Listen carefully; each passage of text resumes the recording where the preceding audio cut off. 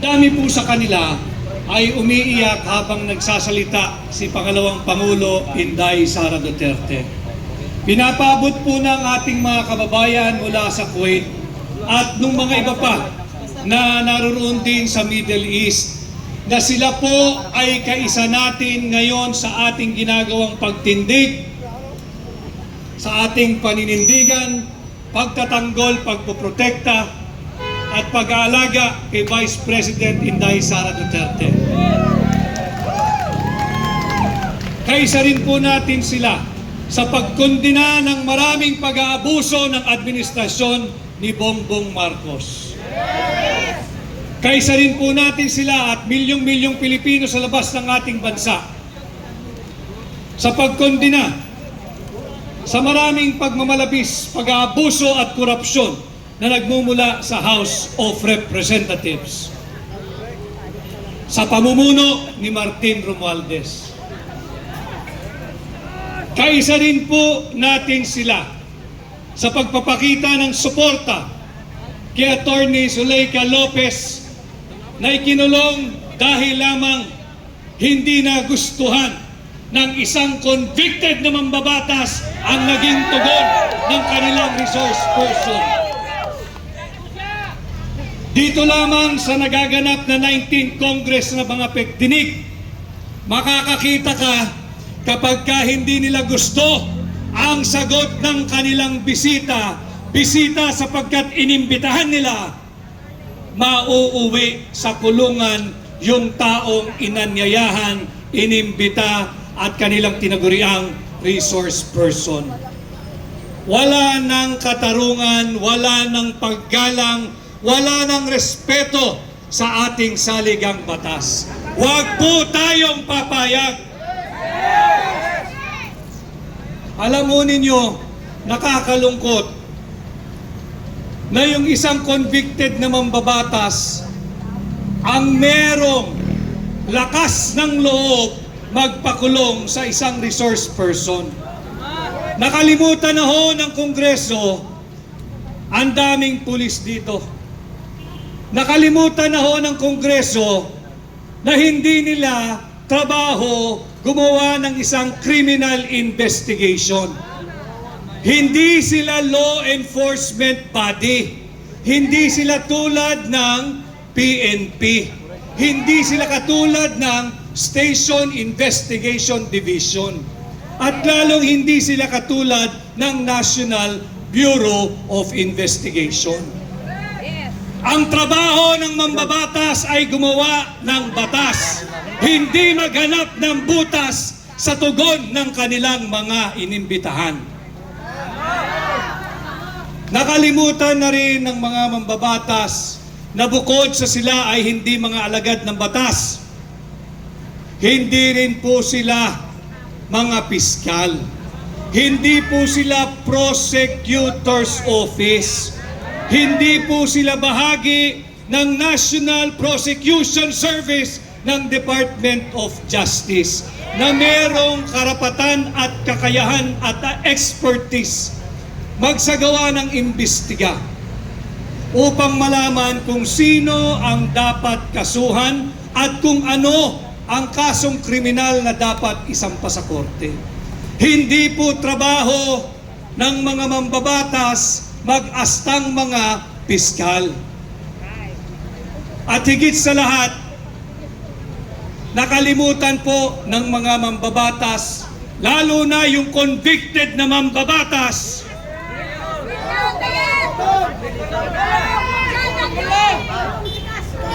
nakalimutan niya na siya ang may conviction. Nakalimutan niya na siya ay nakakalaya dahil umaapila lamang siya sa kanyang conviction.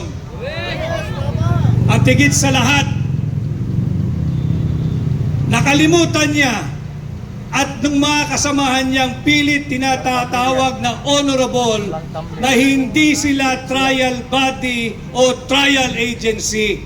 Hindi po sila korte upang magsabi kung sino ang guilty at hindi guilty. Hindi po sila korte para magbigay ng karapatang parusa na pagkakakulong kagaya ng ginawa nila kay Attorney Lopez. Ako'y natutuwa dahil nung isang gabi pa ay nanawagan na po tayo sa ating mga kapwa Pilipino at naririto kayo, pangalawang gabi tumutugon, basagin na po natin ang maling kultura ng pananahimik. Meron po tayong tinatawag na undeclared martial law. Ang pagkakaalam ko, gumagana ang ating saligang batas. At yung ginagawa natin ngayong gabi, bahagi ito ng ating karapatan na nakaukit at may garansa sa ating saligang batas na magtipon-tipon ng malaya at magkaroon ng payapang pagtitipon. Ang pagkakaalam ko, buhay na buhay ang ating saligang batas. Subalit bakit pagdating sa Kongreso, tinatapakan, sinasalaula, yuyurakan nila ang mga karapatang pantao ng mga resource person. Sabi po sa Article 3, Section 1 of our Constitution, no person shall be deprived of life, liberty, or property without due process of law. May due process ba ang pagkakakulong kay Attorney Lopez? Meron bang due process na sa kadiliman ng gabi, walang kuryente, pinatayan din ng tubig, darating ang mga ilang elemento ng kapulisan upang pwersahin at pwersahang ilipat si Attorney Lopez mula sa House of Representatives patungo sa correctional facilities ng Mandaluyong? Ito ay malinaw na paglabag sa karapatang pantao. Nakalimutan din ho ng mga congressman natin, ng mga miyembro ng mababang kapulungan, yung Section 12, Article 3 of our Constitution. Malinaw po sa ating saligang batas na bawal ang force, intimidation, violence, or torture that will vitiate the will or will vitiate the consent. Yung pananakot na kapag ka hindi ka sumagot ng ayon sa aming kagustuhan, isa-cite ka namin in contempt. Yan po ay pananakot. Yan po ay threat. Yan po ay intimidation that vitiates the will, and that is unconstitutional. At bilang panghuli, tinatapakan pa rin nila ang karapatang pantao ng kanilang mga iniimbitahan sa Kongreso, partikular na ang Section 17, Article 3 ng ating saligang batas. Hindi po maaaring pwersahin ni numan ang kahit na sino na tumestigo laban sa kanyang sarili o laban sa kanyang sariling interes. Sa Kongreso, pag pinatawag ka at hindi gusto ang sagot mo, pipilitin kanila, susubuan kanila ng mga salita na gusto nilang lumabas sa iyong bibig kahit naman hindi yon ang katotohanan. Kaya tayo'y patuloy na magsama-sama, manindigan at sumigaw ng sama-sama. Tigilan na natin yung maling uri ng ating pananahimik. Tanggalin na po natin yung maling kultura ng pananahimik. Meron po tayong tinatawag na undeclared martial law. Nagaganap na po yan. Kung ano-anong iniimbestigahan, sinasabi ay in aid of legislation. Kasinungalingan. Ang investigasyon nila ay in aid of political persecution. Wala na silang gawin araw-araw kundi siraan ang pagkatao ni dating Pangulong Rodrigo Roa Duterte. Masama ba pag ikay Pangulo, pangalagaan mo ang seguridad ng iyong bansa? Masama ba na kapag ikaw ay Pangulo, habulin mo ang mga drug lord? Masama ba pag ikaw ang Pangulo, maglungsad ka ng war on drugs? Bakit nila sinisiraan patuloy si Pangulong Duterte? Ang tanging kasalanan ni Pangulong Duterte Dahil hanggang sa ngayon, mahal na mahal ninyo, mahal ng Pilipino, mahal ng mga sundalo, at mahal ng mga pulis, si Pangulong Rodrigo Duterte.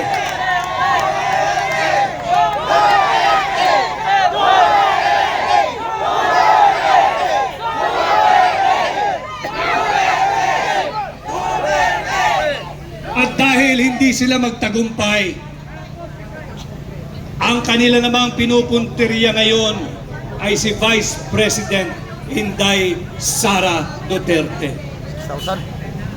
I am not here to speak on behalf or to defend Vice President Inday Sara Duterte. Nakita nating lahat ang kanyang tapang, isang tunay na maisog. Babaeng tao pero marunong lumaban. Hindi kinahihinaan ng loob at patuloy pang tumatapang. Subalit ito'y dapat malaman ninyo. Ang puntirya nilang susunod ay si Vice President Inday Sara Duterte. Gagawin nila lahat para i-impeach si Vice President Inday Sara Duterte.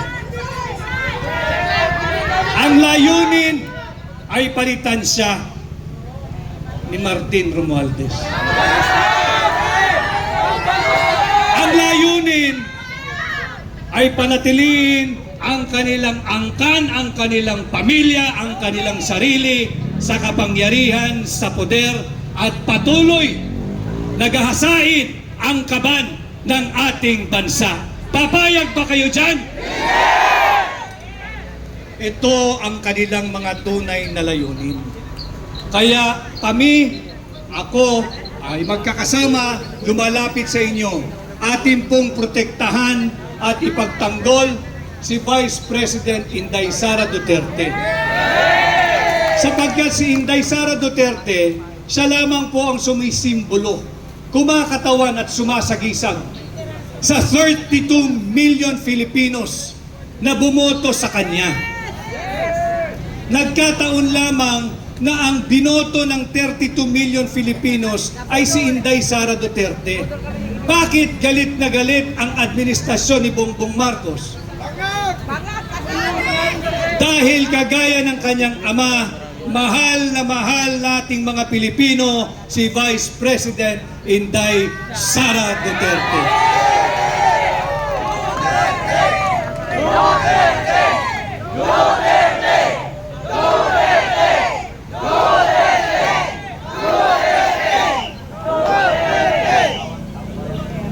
Kinakailangan nalalaman ho ninyo, pasalamat ako, napakaraming vloggers dito. Alam ho ninyo, yung anyo nung mass gathering o pagtitipo na ganito, nagbabago din. Sapagkat tama yung sinasabi ni Vice President Sara Duterte. Hirap na mga Pilipino. Imbis na ang gawin nila ay magpasa ng batas na gagamot, na tutugon sa kagutuman, sa kahirapan at kawalan ng trabaho at kawalan ng pag-asa ng maraming Pilipino, ang ginagawa nila lahat ay political persecution laban kay Pangulong Duterte, kay Vice President Inday Sara Duterte, kay Pulong Duterte at kay Baste Duterte. Marcos resign! Marcos resign! Marcos resign! Marcos resign! Marcos resign! Bakit ba sila inggit na inggit at mahal na mahal ng Pilipino ang pamilya Duterte? Simple lang naman ang dapat nilang maging katugunan. Magtrabaho din kayo ng katumbas o higit pa sa trabaho at pagmamahal ni Pangulong Duterte na ipinakita at ipinamalas sa bansang Pilipinas at sa mga Pilipino. Palikes naman po, palikes po mga babayan. Palikes naman po dyan, 7,000 watching po tayo. Malaman din po ninyo 1.5 pa yung likes. na ang isa sa mga plano rin nila, yung pamimigay ng ayuda, pera po nyo yan. Pag kayo'y binigyan ng ayuda, kunin ninyo. Ako na ang nakikiusap, nagmamakaawa, kunin ninyo. Pera nyo yan. Hindi yan pera ni Bongbong Marcos. Hindi nyo pera yan! Hindi yan pera ni Martin Romualdez. Dalawang bagay ang pinagkukuhaan ng ayuda, o AYIX o AKAP. Hindi po yan pera ng mga politiko. Yan po ay galing sa mga buwis na ibinayad. Next po tayo, 3 next po tayo. At dahil hindi sapat yung mga buwis na ibinayad, nangungutang po ang pambansang pamahalaan.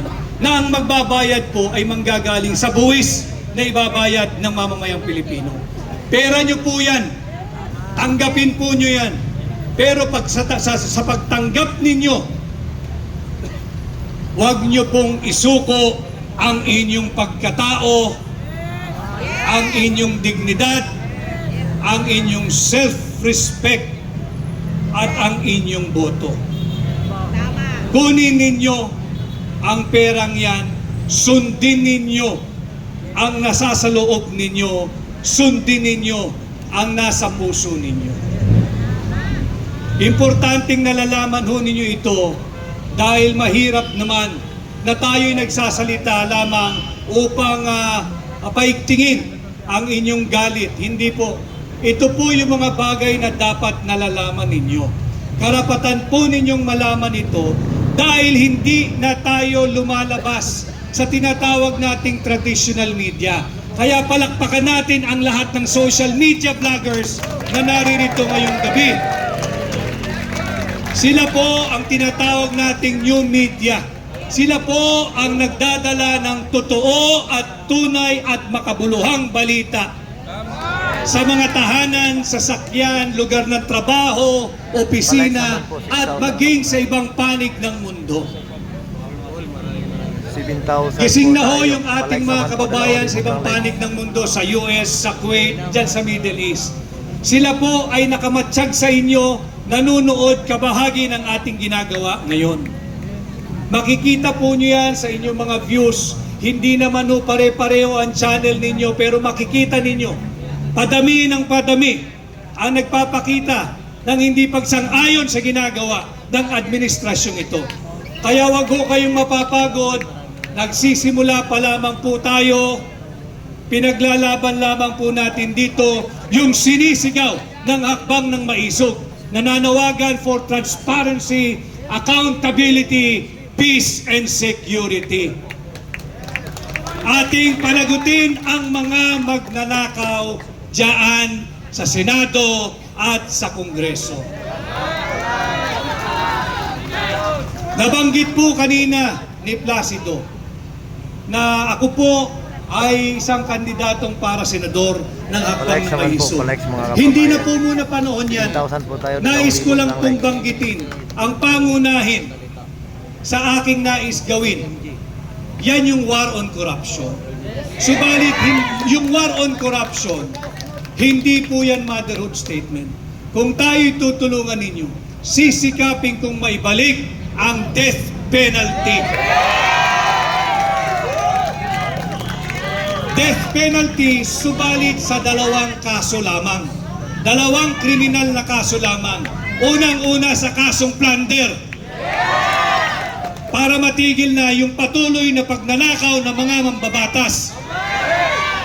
Subalit, paano ho natin gagawin yan? Ang plunder ho kasi, bago ka makasuhan, bago ka makonvict, kinakailangan nakapagnakaw ka ng 50 million pesos. Pag tayo po ay pinalad, ibababa po natin yung halaga ng plunder from 50 million to 5 million pesos. Mabuhay Bansang Maisog! At kapag napatunayan ang mga tiwaling taong gobyerno na nagnakaw ng 5 milyong piso, bitay ang kanilang kaparusahan. 7,000 po tayo, wala pa tayo sa kalahati. At kasabay ng war on corruption laban sa mga magnanakaw sa gobyerno, ibabalik din po natin ang kaparusahang bitay sa lahat ng mga taong gobyerno, politiko, pulis, sundalo, NBI, kawani ng pamahalaan, nasyonal o lokal, nakasabwat, protektor, patong, facilitator ng ipinagbabawal na gamot. Marami ho ang nagsasabi sa akin, Attorney Vic, mahihirapan ka dyan. Kako, bakit? Sino ang kokontra sa panukalang ibalik ang death penalty sa kasong plunder? At sino ang kokontra sa panukala na pababain ang halaga ng plunder mula 50 million to 5 million? Yung mga nagnanakaw lang. Kaya alam na ninyo, pag merong kumontra, nakakatiyak kayo, magnanakaw yan. Pag merong kumontra, nakakatiyak kayo, may planong magnakaw yan.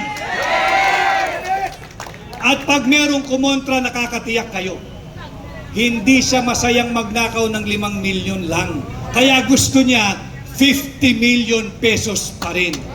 Subalit yung perang ninanakaw na yan, ang biktima po niyan ay hindi lamang isang tao, kundi tayong lahat ng mga Pilipino. 8,000 watching po tayo. Imbis na Dalawang maitaas natin. sana ang sahod pa ng mga sundalo at pulis at bumbero, napupunta sa bulsa ng mga tiwaling politiko na kung makapag-utos sa ating mga pulis, akala mo tao-tauhan at ari-arian nila ang mga miyembro ng PNP at ng AFP. Kaya ito po ang ating nais gawin at hindi rin po matatapos ang gabing ito dahil dito po sa Quezon City, hindi po yung mga hindi po taga Quezon City at yung mga taga Quezon City po, dahil dito po talaga ako, ito po ang aking lungsod. May kaibigan ho ako nung araw pa, matikas na barangay captain. Ang tawag po dito nung araw sa Quezon City, si Mini Tatay Digong. Kasama ko po ito nung araw pa. Astig din po ito. At nagsalita na po yung kagabi. At kagabi pa ho, kahit ako'y nasa Kuwait, kahapon pa ng umaga, nag-ugnayan na po kami dito sa ating ginagawang pagkilos. Palakpakan po natin ang kalaban ng droga at korupsyon, si Konsihal Tatay Rani Ludovica. Yan po ang kinikilala dito na Mini Tatay Digong. At alam din ho niya ang epekto ng droga dahil doon sa kanyang barangay Palikes nung naman araw po, sa palikes Batasan mga Hills, kababayan, palikes po. talamak po ang droga doon. At sinasabi rin ng mga tao doon, barangay officials, si Konsihal Rani, at pati mga kapulisan, nang dumating ang administrasyon ni Pangulong Rodrigo Duterte, naubos, nagtakbuhan, nawala at tumigil ang kalakal ng droga. Kaya salamat Konsihal Rani at salamat din sa iyong suporta sa ginagawa nating pagkilos dito sa Lungsod Quezon. We love you, Tay! At ganun din ho sa ating mga kasamang kapulisan dito, ating mga police officers, hindi po ninyo kami kalaban. Kami po ay kasama ninyo. Ang aming lamang pakiusap, ang pakiusap ko, kilalanin din po ninyo ang karapatan namin na malayang magtipon-tipon at payapang magpahayag ng aming saloobin laban sa pagmamalabis ng administrasyon ni Bongbong Marcos na minsan kong tinulungan. Pagbaba ko kanina sa sasakyan, tinanong bakit ko na hindi tinutulungan si Bongbong Marcos. Simple lang ang sinagot ko. Hindi na siya tumatalima doon sa napag-usapan naming direksyon na maglilingkod kami ng tapat sa mga Pilipino. At hindi rin ako nagkulang ng salita sa kanya. Sinabi ko na noon, yung mga nakapaligid sa atin na ang tanging layunin ay magnakaw sa gobyerno, kaya ko yan. Pero hindi ko kakayanin ang paghuhusga at pagmumura ng mamamayang Pilipino pag hindi natin ginawa ang ating trabaho ng tama. Kaya ako'y naririto kasama ninyo at patuloy tayo Palikes naman magsasama-sama. po, palikes. Muli ho, Palikes po mga babayan. patuloy nating protektahan, ipagtanggol at bantayan si Vice President Inday Sara Duterte. Maniwala ho kayo mga kababayan, pati yung mga nasa bahay, nasa smartphone, nanganganib po ang buhay niya. Target po yan. Bantayan po natin si Vice President Inday Sara Duterte at wag po nating hahayaang mananaig ang puwersa ng mga kadiliman sa ating bansa. Patuloy po tayong maging maisog, magandang gabi at mabuhay ang Pilipinas at mabuhay ang Pilipino at mabuhay ang mga maisog! Mga kababayan, pagpupugay sa representasyon ng Bansang Maisog, Attorney Vic Rodriguez! Thank you, Attorney Vic! Thank you so much. Thank you so much. Thank you, Attorney. Thank you po. Salamat po, Attorney.